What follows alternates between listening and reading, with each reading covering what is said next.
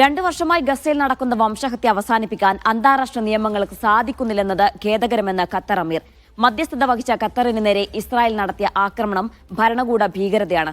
എല്ലാ വെല്ലുവിളികളും അതിജീവിച്ച് രാജ്യം മുൻപോട്ട് പോകുന്നുവെന്നും ശൂറ കൌൺസിൽ വാർഷിക യോഗത്തിൽ ഖത്തർ അമീർ പറഞ്ഞു.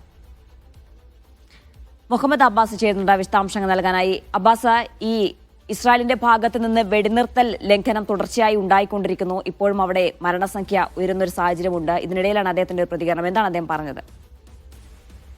ചീന ഇസ്രായേലിന്റെ ഭാഗത്തു നിന്ന് തുടർച്ചയായി വെടിനിർത്തൽ നടന്നുകൊണ്ടിരിക്കുന്ന ഒരു ഘട്ടത്തിൽ കൂടിയാണ് ഖത്തർ അമീറിന്റെ ഈ പ്രതികരണം വരുന്നത്. ഇന്ന് രാവിലെ ഇവിടെ ദോഹയിൽ ചേർന്ന ഷൂറ കൗൺസിൽ, ഇവിടുത്തെ ഒരു അപെക്സ് പരമാധികാര ബോഡിയാണ്.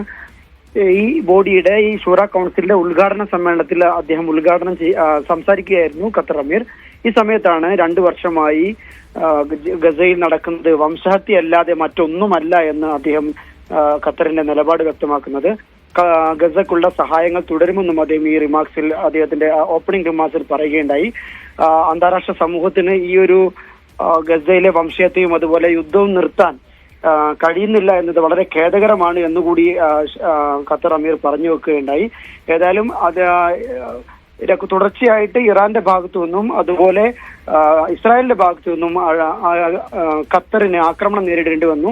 എന്നാൽ എല്ലാ വെല്ലുവിളികളെയും അതിജീവിച്ച് ഖത്തർ മുന്നോട്ട് പോകും എന്നുകൂടി അദ്ദേഹത്തിന്റെ പ്രസംഗത്തിൽ സൂചിപ്പിക്കുകയുണ്ടായി. എന്നത് മാത്രമല്ല, രാജ്യത്തിന്റെ സാമ്പത്തിക പുരോഗതിയെക്കുറിച്ച്, രാജ്യം കൈവരിച്ച മറ്റു നേട്ടങ്ങളെ കുറിച്ചുകൂടി പ്രതിപാദിക്കുന്നതായിരുന്നു അദ്ദേഹത്തിന്റെ പ്രസംഗം. ജീന. ശരി, മുഹമ്മദ് അബ്ബാസാണ് വിശദാംശങ്ങൾ നൽകിയത്.